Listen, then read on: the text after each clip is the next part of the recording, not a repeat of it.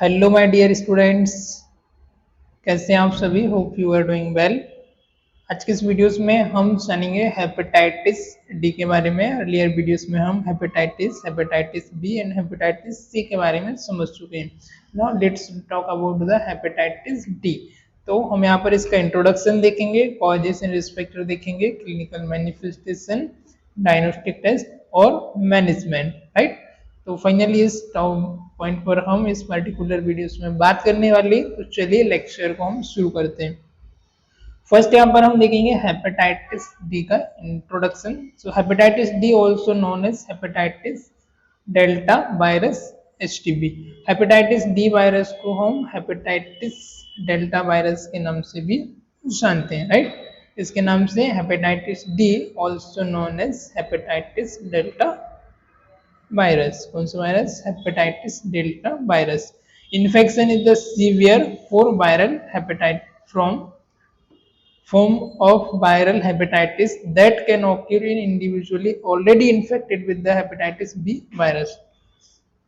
ये आपका एक सीवियर टाइप का इन्फेक्शन है, severe type of viral hepatitis infection है। ये आपका कब होता है? जब कोई इंडिविजुअल को ऑलरेडी इन्फेक्टेड है वो हेपेटाइटिस बी वायरस से। किससे? हेपेटाइटिस बी वायरस से ऑलरेडी इन्फेक्टेड है। और इसकी वजह से क्या होता है आपका? Is defective RNA virus that require the presence of hepatitis B surface antigen. अब ऑलरेडी ये जो वायरस है जब ये डिफेक्टिव होता है या जब भी कॉज होता है, इसके लिए already hepatitis B antigen requirement होता है। ये जो वायरस होता है उसको रेप्लिकेट करता है, then this can lead to severe liver damage. अब जब आपको ये होता है तो उस केस में आपको क्या होता है? सीवियर लीवर आपका डैमेज हो जाता है, severe liver damage, liver failure and higher risk of complication. क्या क्या इसमें होता है आपको? Severe liver damage, liver failure and higher risk of complication, including जैसे कि आपका लीवर सिरोसिस होना, हेपेटो सेल्यूलर कार्सिनोमा होना, लीवर सेल कैंसर होना, लीवर सिरोसिस होना। This is the severe infection होता है, लीवर आपका कैंसर होता है। तो एक बार और मैं इंट्रोडक्शन को रिपीट करना चाहूंगा।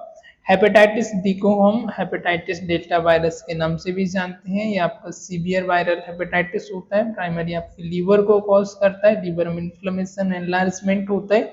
और ऑलरेडी जो हेपेटाइटिस बी वायरस से इन्फेक्टेड है उसको ये होता है हेपेटाइटिस वायरस डिफेक्टिव होता है आपका आरएनए, और रिक्वायरमेंट में होता है आपका HBsAg सरफेस एंटीजन को, उसको रेप्लिकेट करता है ये वायरस। और इसका सीवियर जो करता है, सीवियर लीवर को डैमेज करता है, लीवर को फेल्यूर करता है, आपके लीवर को डैमेज करना, लीवर को फेल करना and higher risk of complication. अब इससे भी जो हायर रिस्क है जैसे liver cirrhosis, hepatocellular carcinoma, liver cells cancer भी आपको हो सकता है। So it's all about the introduction. Now we are talk about causes and risk factor. अब इसके क्या क्या कारण हो सकते हैं, क्या क्या इसके रिस्क फैक्टर हो सकते हैं, राइट। तो फर्स्ट कॉजेस इसका hepatitis D is cause by hepatitis D virus. इससे कॉज हो रहा है हेपेटाइटिस डी वायरस से की वजह से आपके कॉज हो रहा है। Which is the transmitted through blood. ये किसके थ्रू ट्रांसमिट होता है? ब्लड और other body fluid. Hepatitis D virus can not infect individual without the hepatitis B virus at relies on hepatitis B virus for its replication। Okay, so hepatitis जो D virus है without आपका hepatitis B virus के बिना नहीं हो सकता। पहले से आपको हेपेटाइटिस बी का कॉज होता है, उसके बाद आपको हेपेटाइटिस डी हो सकता है। ये इसके ऊपर रिलाइज होता है एंड रेप्लिकेट करता है आपके हेपेटाइटिस बी से डी में।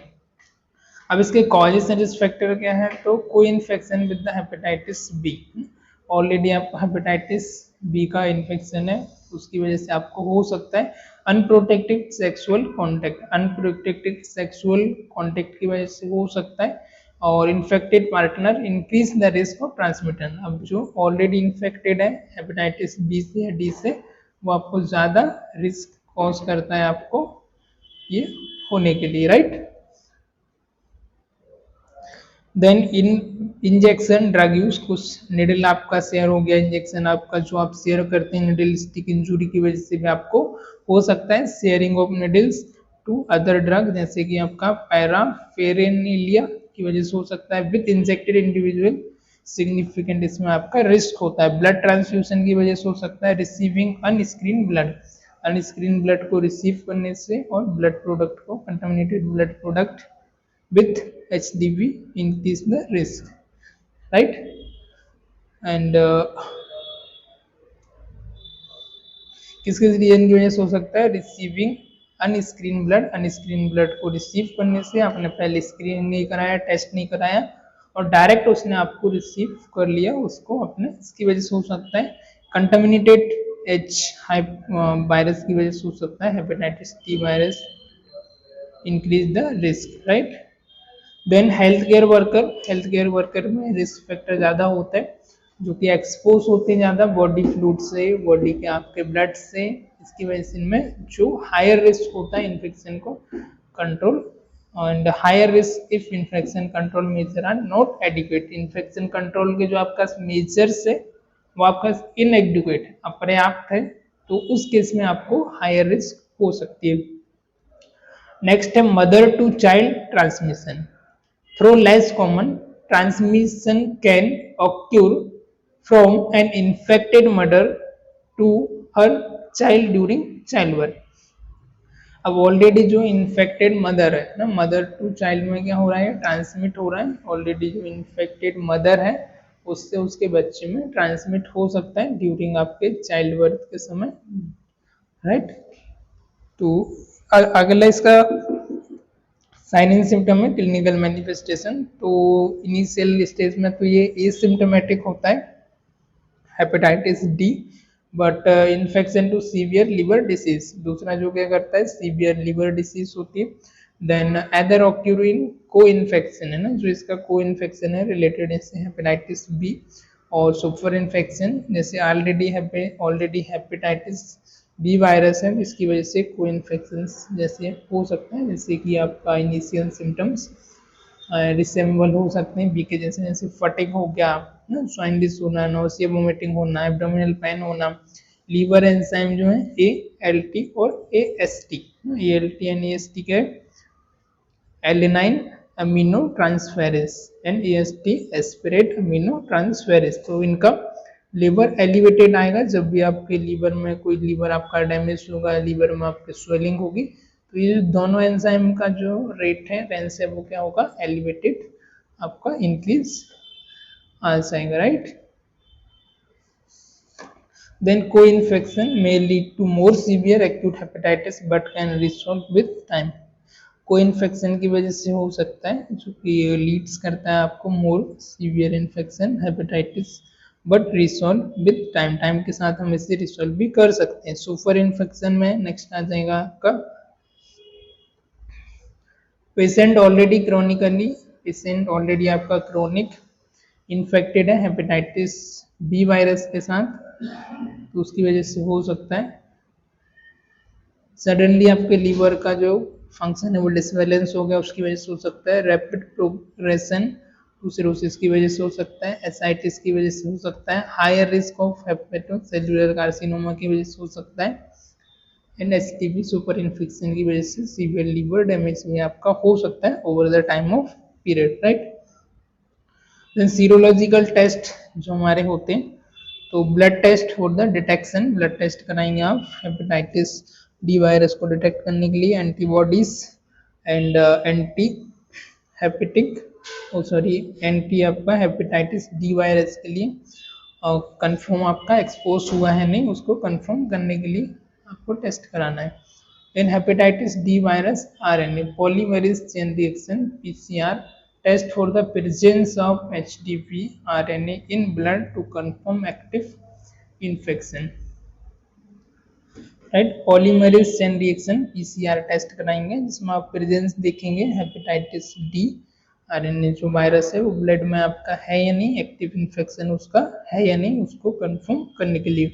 Hepatitis B surface antigen HBsAg है, तो since hepatitis D virus require hepatitis B for application patient और ऑलवेज टेस्टेड फॉर, इसका रेप्लिकेट करता है तो आपको already hepatitis B surface antigen भी कराना है। लीवर फंक्शन टेस्ट कराना है जिसमें आपको लीवर एंजाइम ALT और AST आपको चेक करना है लीवर डैमेज को, जो कि इंडिकेट करते हैं। लीवर आपको बायोप्सी कराना है इन केस आपका degree of liver damage inflammation आपको इवेलुएट करना है उस केसेस में। अल्ट्रासाउंड कराना है, इमेजिंग टेक्निक आपकी लीवर की, लीवर स्टिफनेस, फाइब्रोसिस या सिरोसिस वगैरह को चेक करने के लिए।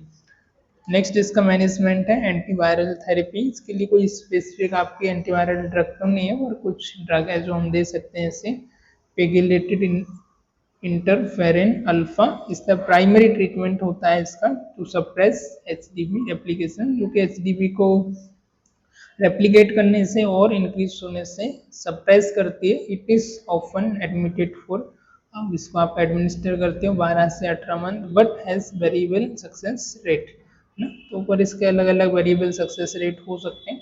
Then management of hepatitis B, तो इसमें क्या होता है हमारा managing chronic hepatitis B, antiviral tenofovir और एंटी कैविल जो मेडिसिन होती उनका हम यूज करते हैं ड्रग का हेपेटाइटिस बी के लिए, right. Then liver transplant in case severe आपका लीवर सिरोसिस है, लीवर, तब उसके केसेस में लीवर ट्रांसप्लांट भी आप कर सकते हैं, और ये this is the highly costly procedure, right. Then vaccination आपका अगेंस्ट हेपेटाइटिस बी के आपको वैक्सीन करना है, जिसकी वजह से आप इसे प्रिवेंट कर सकते हैं हेपेटाइटिस डी एंड बी को। रेगुलर आपको फॉलोअप मॉनिटर वगैरह करना है पेशेंट का, फंक्शन वगैरह LFT वगैरह कराना है, क्रूशियल जो कि होता है, इंपॉर्टेंट होता है प्रोग्रेशन को चेक करने के लिए। स्कैनिंग टेस्ट वगैरह भी आपको रेगुलरली कराना है। तो it's all about the hepatitis D, चूंकि एक हमारा हेपेटाइटिस डी है, सीवियर आपका इन्फेक्शन होता है जो हेपेटाइटिस डी डेल्टा वायरस से कॉज होता है, और एक सीवियर फॉर्म होता है हमारा वायरल हेपेटाइटिस का, जो कि आपका कॉज करता है आपके ऑलरेडी आपको इन्फेक्शन है हेपेटाइटिस बी से, तो आपको हेपेटाइटिस डी में वो कन्वर्ट हो जाता है, रेप्लिकेट करता है। इसको रिक्वायर होती है हेपेटाइटिस बी एंटीजन की, और ये आपका सीवियर लीवर को डैमेज करता है, लीवर को फेल करता है। इससे भी हायर रिस्क जो हो सकती है लीवर सिरोसिस और लीवर कैंसर, कार्सिनोमा भी हो सकता है। कॉजेस एंड रिस्क फैक्टर में हमने देखा कि भाई आपका हेपेटाइटिस बी है ना ऑलरेडी है, उसकी वजह से हो सकता है। एंड इंडिविजुअल हेपेटाइटिस बी है, को इन्फेक्शन है ऑलरेडी, अनप्रोटेक्टेड सेक्सुअल कॉन्टेक्ट से हो सकता है, इन्फेक्टेड ड्रग की वजह से हो सकता है, ब्लड ट्रांसफ्यूजन की वजह से हो सकता है, नीडलिस्टिक इंजुरी की वजह से हो सकता है, हेल्थ केयर वर्कर को ज़्यादा रिस्क होता है, मदर टू चाइल्ड ट्रांसमिट हो सकता है ना।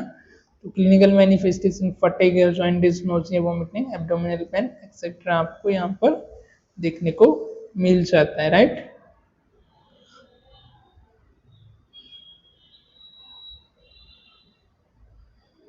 देन डायग्नोस्टिक एवेल्युएशन में सीरोलॉजिकल टेस्ट आप कराएंगे, और HDV RNA, hepatitis B surface antigen, liver function test, liver biopsy और अल्ट्रासाउंड। मैनेजमेंट में एंटीवायरल थेरेपीज आप देंगे, हालांकि कोई स्पेसिफिक मेडिसिन नहीं है, और इसके अकॉर्डिंग आप दे सकते हैं। अदर मैनेजमेंट है लीवर ट्रांसप्लांट और vaccination, then regular follow up and monitoring.